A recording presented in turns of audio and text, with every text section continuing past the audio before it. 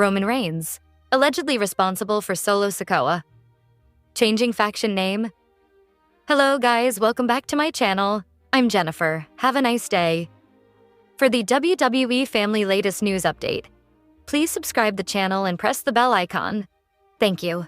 The Street Champion defeated Jacob Fatu for the United States Championship with the help of a returning Tonga Loa and a debuting Tala Tonga. Following that, he revealed that his new faction is called MMFT, which stands for My Family Tree. The introduction of the new name prompted fans to wonder whether the Bloodline story had come to an end. When Sikoa claimed leadership of the Bloodline following WrestleMania 40, there was a power struggle between Roman Reigns and him when the OTC returned to the squared circle. In fact, Reigns started going by OTC, or YTC, which stands for Original Only Tribal Chief and Your Tribal Chief. After losing the Ula Fala to Reigns, Solo Sikoa took time off WWE TV but returned as a different version of himself. On Not Some Wrestling, Sam Roberts analyzed the reason behind Sikoa introducing a new faction. As per him, Sikoa is respecting the Bloodline hierarchy and acknowledging that Roman Reigns is at the top of the Bloodline after losing the Ula Fala. Keeping that in mind, he is not claiming leadership of a faction that belongs to Roman Reigns, but creating one of his own where he is the king. One can be an MFT. But to be an MFT is to say that you are on this individual's family tree. And I think what it does is, it now separates this. This is no longer an offshoot of the Bloodline. I mean, to an extent maybe. But it's not a thing where Solo Sikoa has taken control of a group that is not his. Even with all new members. When Solo Sikoa was riding with Tama Tonga, Tonga Loa, and Jacob Fatu, and saying, "I am the tribal chief and this is the Bloodline," it prompted Roman Reigns to come back to say, "No, no, no, no, I am the tribal chief. I am the one who is on top of the Bloodline." Solo Sikoa lost the Ula Fala. Solo Sikoa is not the tribal chief. Solo Sikoa is not claiming to be the tribal chief. What that does is it preserves the importance of the Ula Fala. It preserves the importance of being the tribal chief. It preserves the importance. Solo Sikoa has been talking about family this whole time. Come back into the family, it's all about family. For him to just disregard losing the Ula Fala and still claim that he's the tribal chief would then make it so that there is a person in the Fatu family that is disregarding the Ula Fala. WWE Saturday night's main event is just a few days away. The NBC special will feature Seth Rollins clashing against LA Knight in a singles bout. On Raw before SNME, the megastar emerged on top when he attacked the Visionary after his match against Penta in the main event. In this article, we will discuss 4 finishes for Seth Rollins versus LA Knight at the forthcoming special WWE event. Seth Rollins' faction is dominating the red brand. Braun Breaker destroyed Sami Zayn on WWE Raw, which led to him being written off television for an indefinite time. Bronson Reed also took out Jey Uso in a destructive manner on Monday. At Saturday night's main event, Seth Rollins might defeat LA Knight with the help of his faction members. This could unfold when Reed and Breaker interrupt during the match to attack or distract Knight, leading to Rollins' victory. CM Punk is one of the biggest rivals of the Architect. The Best in the World locked horns with John Cena recently, where Rollins' disruption cost him that match. With their ongoing feud, the voice of the voiceless might make an appearance during the Knight versus Rollins. However, this might not unfold in the way Punk wants. Instead, he could accidentally cost LA Knight the match, which will eventually aid the Revolutionary to emerge as the victor. This angle could further lead to a showdown between Knight Punk and put a temporary pause to Seth and CM Punk's rivalry. The actions of Braun Breaker on Raw this week surprised everyone. The dog of WWE snatched the microphone from Paul Heyman when the latter was about to give the mic to Seth Rollins. The Architect was visibly not pleased by Braun's actions, and it seems that the Stamford-based promotion has already planted the seeds for their future breakup. It raises the assumption that Braun Breaker might turn on Seth Rollins at SNME and cost him the match. This could even further lead to Paul Heyman choosing sides with either Rollins or Breaker. Though the chances are unlikely that WWE will turn Breaker this early against Rollins, it could still be one of the potential finishes for Knight and Seth's showdown. The return of Roman Reigns is expected to take place very soon in WWE. The promotion has already shown considerable signs of Reigns' comeback at Saturday night's main event. With the unfinished business between Reigns and Rollins, the head of the table might return at SNME to cost his former Shield brother. This could set the plot for Roman versus Seth at SummerSlam 2025. On the other hand, fans are also speculating that maybe the OTC will return to ally with Jacob Fatu and Jimmy USO against Solo Sikoa, Tonga Loa, Tala Tonga, JC Mateo, and Tama Tonga whenever he returns. If Reigns were to align with Fatu Big Jim, Sami Zayn, and JUSO could join two to form a team of 5. While similar, it would provide the 5 versus 5 WWE needs for Survivor Series War Games. On Not Some Wrestling, Sam Roberts explains why the Samoan Werewolf and the OTC should not form a team. At this moment, Fatu has a huge momentum with the WWE Universe, and if Reigns joins the team, he will automatically assume the position of the leader, and this must be avoided.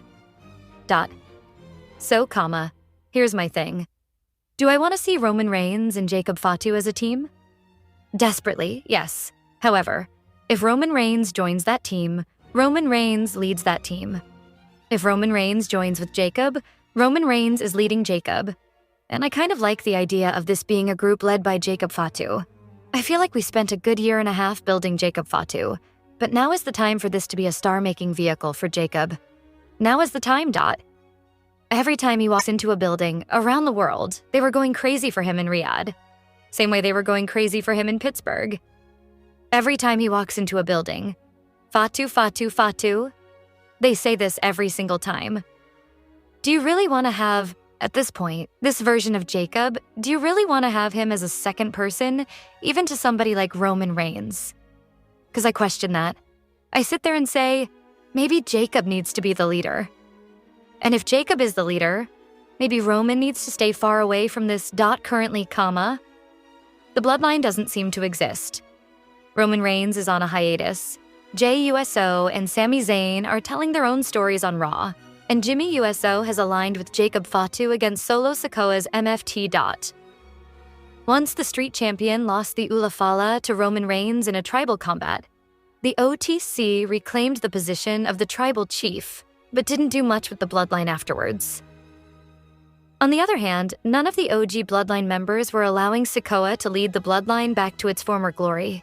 And even Jacob Fatu turned on him. Sam Roberts explained on Not Some Wrestling that the WWE United States Champion is building a new faction to ensure no one can stop him from leading it in his way. So, if anyone from the OG bloodline wants to join him, he remains the leader of the group. It is a new group. Maybe a spin-off, maybe related to, but it's like, what's next for Solo Sikoa? Fine. If I can't lead my family, I'll start my own family, and I'll bring in the people I believe in. I'll bring in the Tongans, I'll bring in the JC Mateo, and I'll invite Jimmy USO. I'll invite Jacob Fatu. Sam Roberts speaks as Solo Sikoa's character. But ultimately, that's the only sort of question that's going to be if Solo Sikoa can make his family as powerful as his actual blood family was at one point. Maybe those family members come back and try to become a part of this thing, but if they do, you kiss the rings of Solo Sikoa. There is no questioning there. Currently, only Jimmy USO from the OG bloodline is involved in a rivalry with Solo Sikoa. Only time will tell if JUSO and Roman Reigns align with Big Jim and the Samoan Werewolf, or not! Whenever someone brings up Randy Orton's old stable, The Legacy, the first names that pop into our heads are Cody Rhodes, Ted DiBiase Jr., and of course, Randy Orton himself. But here's the thing. There were actually 2 more members who were originally part of the group. Most people don't remember them because they were quietly dropped from the faction as part of a bigger plan that, never really took off. I'm talking about Sim Snuka and Manu, the latter being a member of the legendary anoa'i family.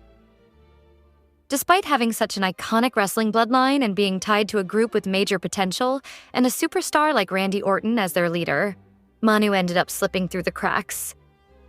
So, what exactly went wrong?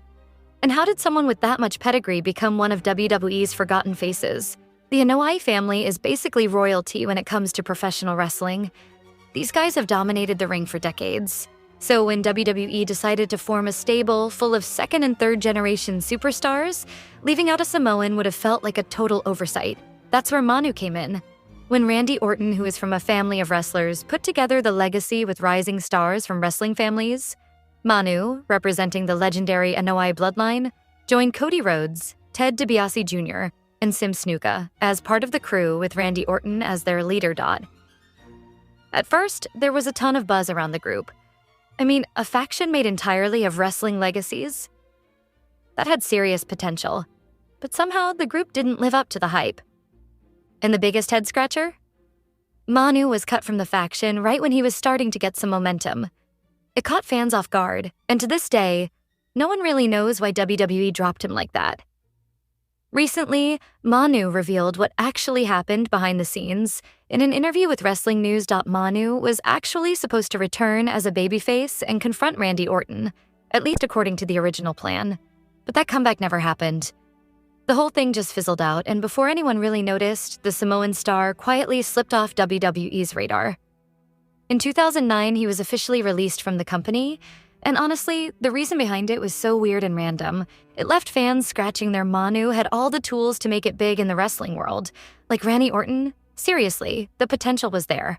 But somehow, things just didn't click. Not only did he fall short of making it to the top, but he also ended up as one of the lesser-known names from the iconic Bloodline family.